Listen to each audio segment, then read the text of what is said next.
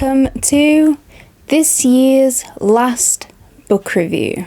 I could have not done this because it's not a good one, but this book annoyed me so much that I have to get it out because it annoyed me. It annoyed me something fierce. And that book is 25 Days by Per Jacobson, and it had everything I wanted. I'm so annoyed. So I got bombarded by ads on the likes of Facebook for this. This is something you might like, and yeah, it looks like something I might like. Even the blurb looked like something I might like. So I went over to the dreaded Amazon and I bought it. And this is the blurb for it. Hoping to bring his family closer together, Adam Gray arranges a vacation in a remote cabin on a snowy mountain. Things take a dark turn, however, when someone starts leaving gifts in the Christmas stocking mounted on the barn door. Each morning brings something new, and with every passing day, the contents become more terrifying. Soon the family makes a spine-chilling realisation. They've been dragged into a deranged game of Secret Santa, and if they want to survive, they will have to fight. Interesting. Yes. It's called 25 Days because it has one chapter per day.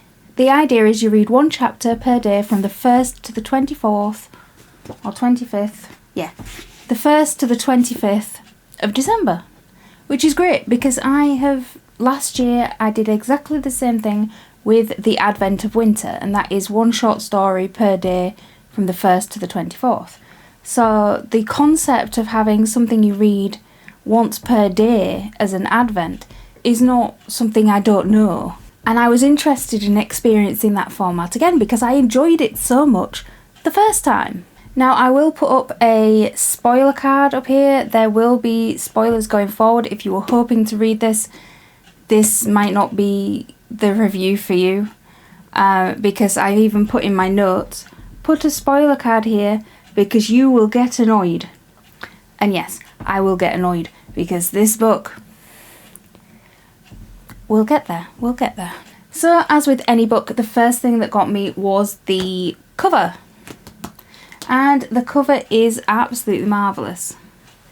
Wonderful in its detail. Darker on here than it is in the pictures online. It's much, much darker on here than it is on there. But yeah, I liked even if you open it out a bit, it even folds in on itself. So I liked the cover. I like that it's dark, it's desolate. You've got a single cabin, you've got the snow leading up to it, and you've got the bloody stocking right there, dripping blood right in front of the cabin. I like it. It's horror. My Christmas reads have mostly been horror. So my expectations were high because it's not a debut. If it was a debut, I could understand some of the things that I'm annoyed with and I wouldn't be annoyed with them so much. But it's not. Although I think it is an indie book. It is an indie book, so I do feel a little bit bad for how I'm gonna rake it across the coals. Because I am. If you don't like negative reviews, this is not gonna be the place for you. So I will get it out of the way first and foremost. Going into this, I thought this book would be 4 stars. By the end, it was 1. And it was lucky to get that. So yeah, if you don't like negative reviews, don't watch this. If you are the author, don't watch this. This is not going to be good for you. That's your warning. You've been warned. Now, as I said, I like the cover. And I like having this. So this is the cover of every single day. You get the projector and the day that it's used to read it. I thought the projector would feature a lot more in the story. It doesn't. It features in the first few chapters and then it never gets mentioned again. But every day has, even when it's not even being mentioned again, the exact same projector. And in the exact same picture. I think it would have been better if, because in the first few chapters, they find the projector in the cellar, and one of Psycho Guy's things is that he starts putting projector slides in this stocking of various views of this cabin that they're in while they're staying in it. And I thought it would be better if you had the projector for, say, the first few chapters, and then you had the slides, and every day the slide would get closer to the cabin. I thought that would have been better than just the same projection. Just this, yes, it's in the grand scheme of things, it is only little, but when taken into consideration with the rest of what's in here, it annoyed me a little bit. Now, that isn't to say that I didn't DNF it. I didn't because I wanted to know what happened. And not just because I couldn't stand not to know, it's just I had to know to close it off. For all I knew, it might have got better at the end. It didn't. Now, I did like the first few chapters. I did like the first few days. While they're in the cabin, because they were in one place, the tension for horror is more palpable when you are enclosed in a single room, a single house, a single cabin, and you can't, although you can get out, there is nowhere to go to.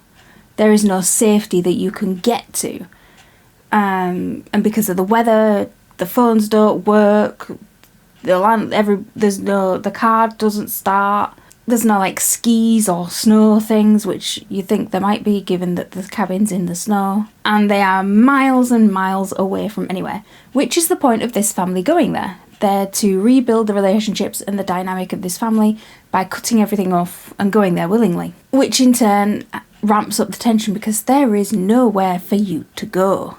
In the first few chapters, it's little things.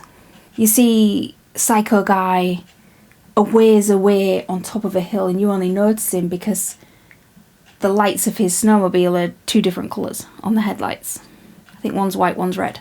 And then this stocking starts turning up every morning, with these projector slides in it of the cabin that they're staying in from various angles, and they know that it's while they're there because I can't remember now, but they can see the car. I think it's the car that they can see in it. But I thought that was really good. You're enclosed, this family, it's not good. The girls are more interested in the phones and technology. The husband and wife, they're having marital problems. The wife is bored of him. She's not even sure she even likes him anymore. He's gung-ho that it's make or break. If they don't have this family time, if it doesn't work, then it's divorce and all the way down that road. And one of the most things that builds the tension is the stocking. That's the point. Every morning this stocking starts appearing, first with the projector slides in, and then with things that are a little bit more bloody. And it was the tension, even not just for the characters but for the readers, of that stocking's going to be hung up, but you don't know what's in it, and you dread to think what's in it. And when the characters say that the snow must be thawing because whatever liquid's on it is dripping, it's not water. So you're just tense, waiting for the characters to discover what exactly is in there. Another thing that I did like is the point of view switched.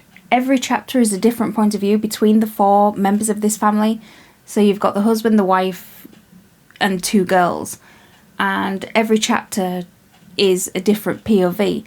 Now, that means that some of the main events in this you don't get to experience firsthand. You get that character telling you because you are in the other character's point of view and you haven't been there. So it's good in a way, but some of it leaves gaping big plot holes.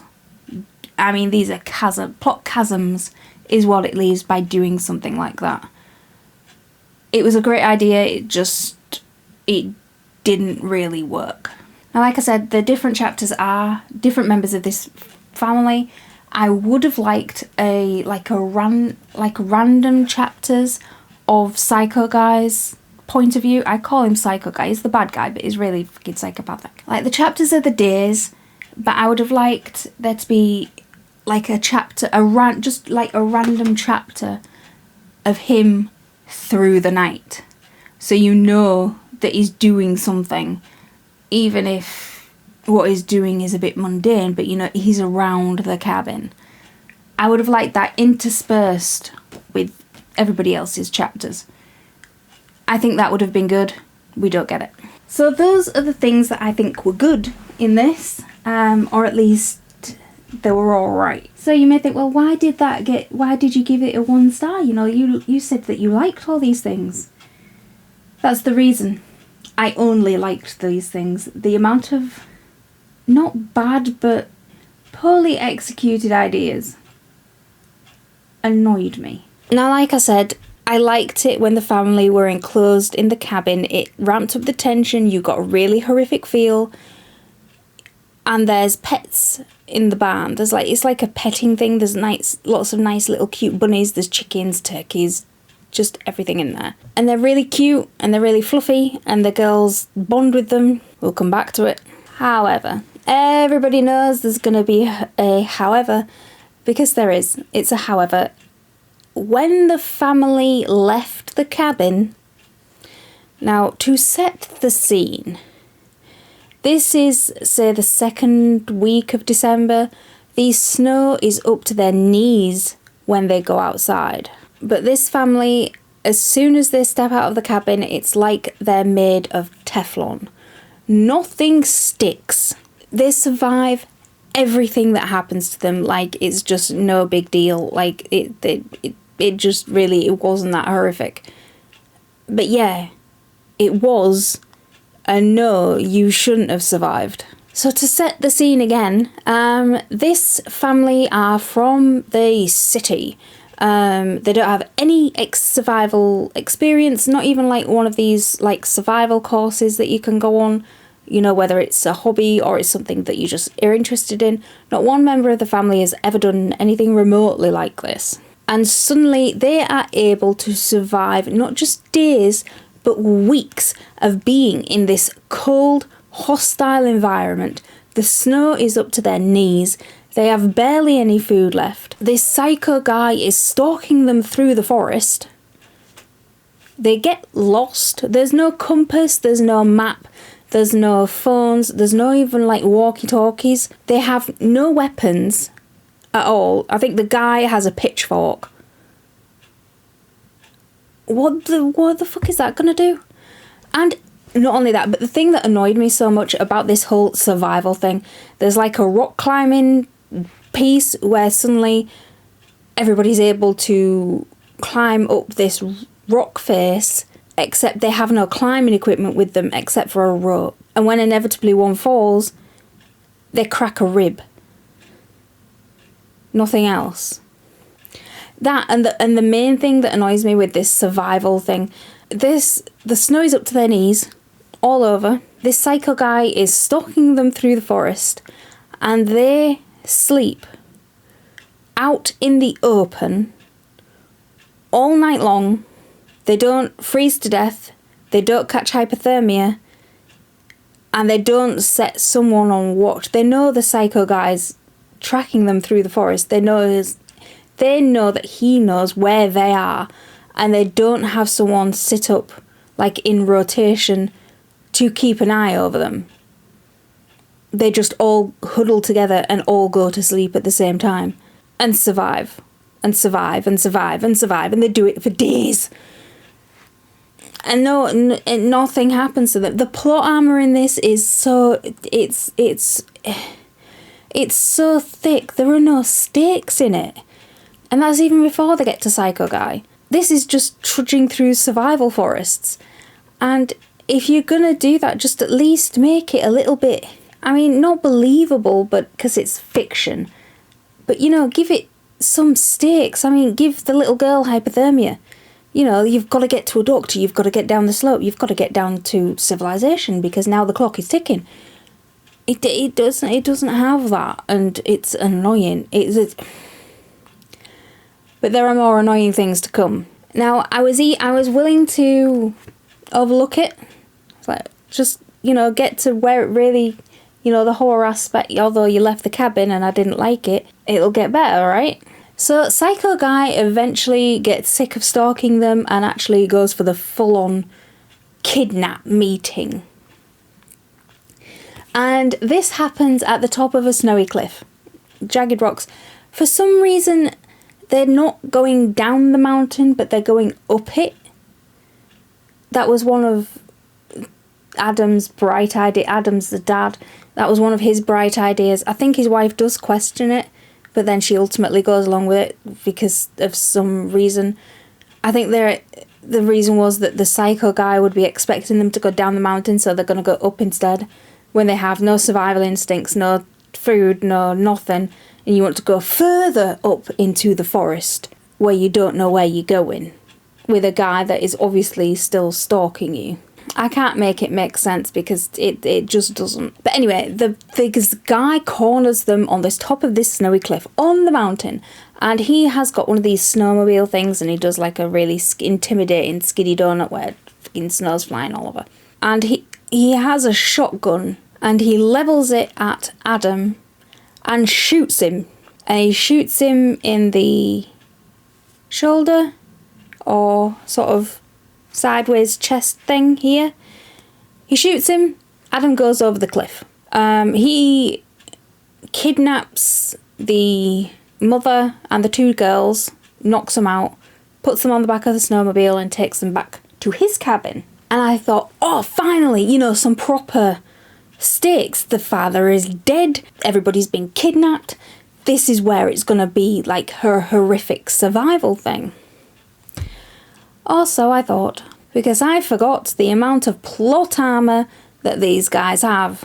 So Adam is shot with a shotgun off of this snowy cliff, falls quite a way down, is knocked out cold on the bottom for hours.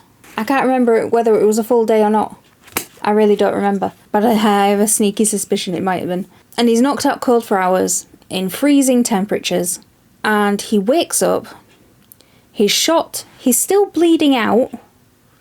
He's got a concussion. He gets up, and all he has is a limp and a bit of a headache. And he's going from tree to tree, walking out. He fell down this cliff. He got shot off the cliff, and he's up and walking, limping from tree to tree, and is still able to get back to the top of this cliff that he was shot off, to where his family was, see their tracks and everything that happened in the snow, and is able to follow the snowmobile tracks back to Psycho's cabin.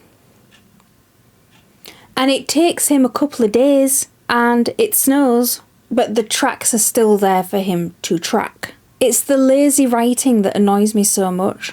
And then we get into the Psycho Guy's cabin.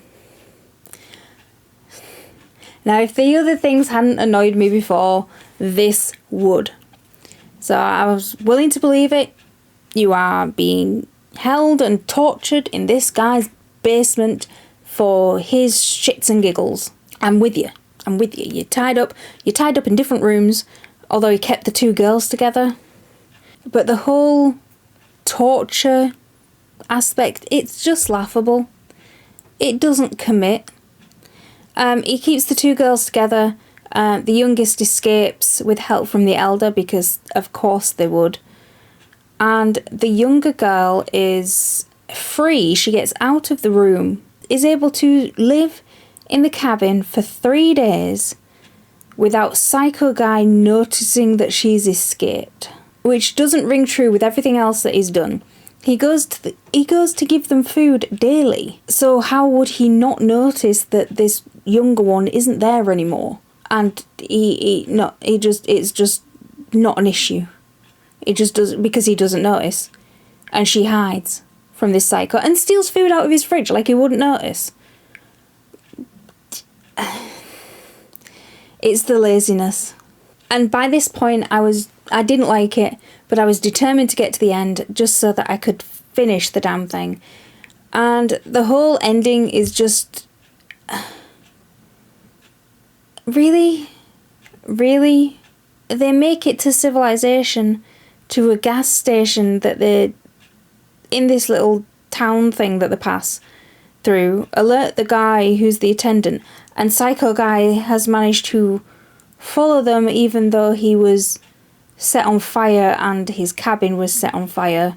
I mean, he's Mike Myers in it up in here because he managed to pop up at the gas station with a shotgun again, and they managed to blow up the gas station, and he still doesn't die because there is, at the end, I said there would be spoilers, but at the end, it's an ending, and God, I hate it so much. So they're all in hospital, and then at the end is the December 25th, 1 year later, and it really didn't need to be here. You could just have just ended it with them in hospital, because a year later they are back at their normal house, having gone through all this traumatic thing. They're not in therapy or anything for all the shit they've had to go through. And at the end, they're opening their Christmas presents a year later. It's just generic waffle. Until somebody rings the doorbell on Christmas morning, and Adam gets up to go and have a look. And as he's going to the front door, it's got frosted glass on the front door, and through the frosted glass he can see a dark shape of a red stocking on the other side of the frosted glass, just hung on his door, nobody there. And it ends with him seeing this thing through the frosted glass and realising it is a red Christmas stocking. Dun dun dun! Is what I actually expected to be written at the end of this, because you really didn't need that. I mean, unless this guy is Michael Myers, he ain't coming back. And just a fucking why? I described it in my review as being the ending to a really bad 80s slasher movie. You know, the kind of movies that's on at like 2, 3 a.m. that is hopelessly dreaming of a sequel that will never come. It's just bad.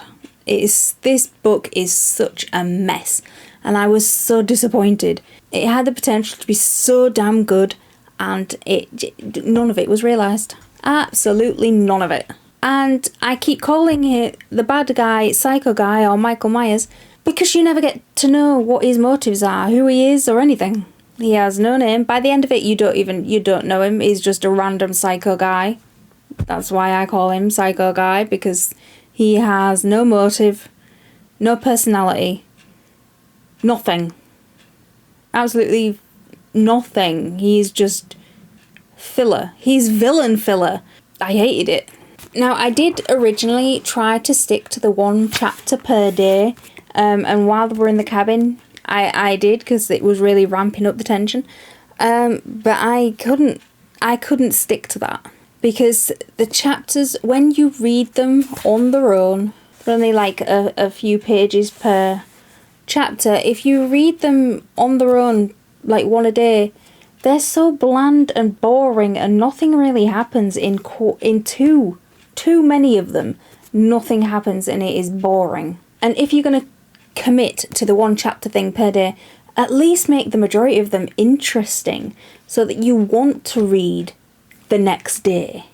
I did start it, but because the chapters were so boring, it wasn't feeding me. So I read the whole thing. And I'm glad I did, because if I'd have strung this out, I'd have got more annoyed every day. And I think the thing that, even with all these other things that really, really annoyed me, the thing that annoyed me the most was the horror aspect. Or the lack of the horror aspect. There is nothing remotely Christmassy about this apart from the red stocking and the days leading up to Christmas. I thought it was going to learn more into the Christmas thing. So the kids built a snowman. I thought the guy was going to screw with it, which he did a little bit. He put a scarf around it, like a hangman's noose thing around it instead of a scarf. I think that could have really heaped it up. So round this cabin, it is remote, it is covered in snow. He could have built a snowman with differing differing closeness to the cabin to really, ramp up. There are so much ways that he could ramp up the tension to really psychologically torture this family, and he didn't do it. If you're going to have the stocking as the focal point for psychologically terrorising this family, I mean, it's on the cover. For days, they are dreading seeing this thing on the barn. Then fill it with things that will psychologically torture this family. You start with the projector slides, get it closer to the cabin, take pictures inside the cabin. Start taking things from the cabin and put them in the stocking, so the family knows that you've been in there while they've all been asleep. And really ramp it up. So at one point, I mentioned all these cutesy animals in the barn. He starts torturing them as well and leaving their bodies for the family to find. Like, one morning they wake up when they're still in the cabin and the stocking is dripping blood. Father goes out to have a look and it is the paw of one of the rabbits dripping blood. And I think that was underutilised. I really wanted this family to suffer. You could have put lots of different things. So this bunny was the favourite of one of the younger girls. You don't find the bunny. You just get the foot in the stocking. And they could be searching everywhere for the bunny. And then the next night, the psycho guy could have put the body of the bunny in the little girl's bedroom for her to find in the morning. I mean, you could still go with the kidnap thing, but kidnap one of the daughters from inside the cabin without anybody realising what's happened until the next day, and just leave a note or a handprint, or like a bloody handprint note in the cabin somewhere. There's like turkeys out in the barn, wring its neck and leave its bloody corpse on the kitchen table for them to find near a Christmas morning. My God, I really do have problems, don't I? That's what I was wanting from this book. This is what this book promised me. It promised me horror. It promised me psychological torture. And the horror I got was at best. It was so disappointing, and it just felt like the author was trying to cram in as many traditional horror, typical horror stuff from movies into one book. And it was trying to cram so much in that not one aspect was done well. I just didn't like it. I really didn't like it. I'd put this on my December TBR because I wanted to like it. I really did. And the only reason I'm doing a video on it is because I have to let it out, because it annoyed me so much. So yeah, I would not recommend this at all. So if you've read this book, let me know in the comments below. And I am off to get myself a well-earned alcoholic drink. Bye for now.